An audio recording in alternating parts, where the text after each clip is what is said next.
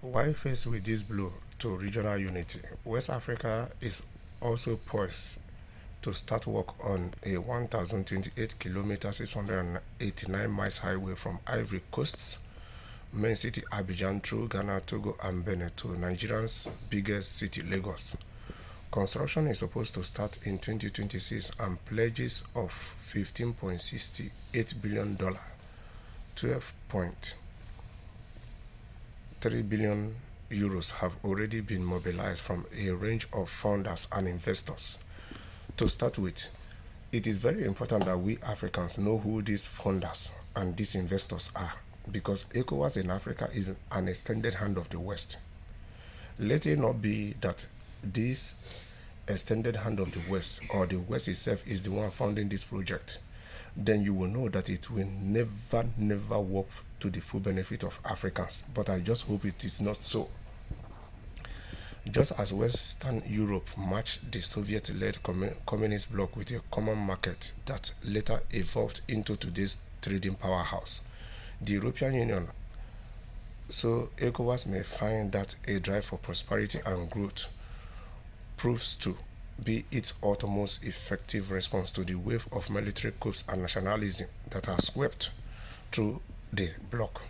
The plan to build a modern transport corridor along the West African coast was originally approved 8 years ago. So you see, this is not even the first time this has been talked about. It was approved 8 years ago.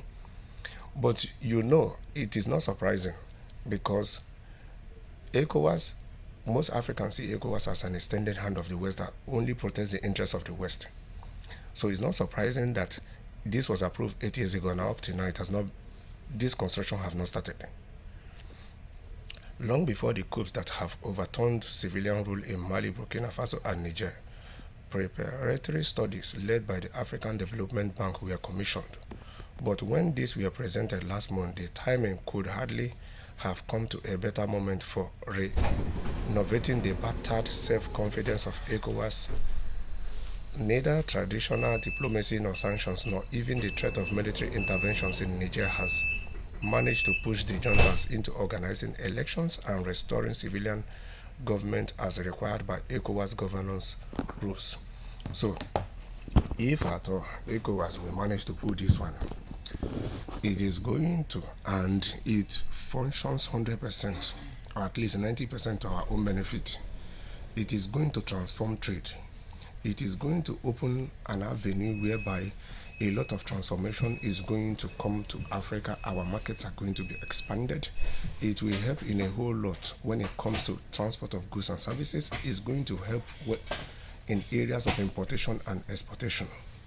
Yes, but it's only time will tell, because truth be told, many young Africans don't even have faith anymore in ECOWAS.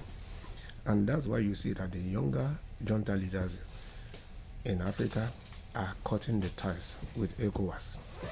Yes, and in as much as ECOWAS is trying to talk Niger, Mali, and Burkina Faso into dropping their bids from exiting ECOWAS, you cannot even convince these countries. Yes, because it took them a whole lot, and they say that ECOWAS is indeed an extended hand of the West. That is why they submitted their official application to exit ECOWAS, which is going to take effect from 29th of January next year. So it's only time with if ECOWAS is going to continue this construction or if it will just die off in the middle of the road.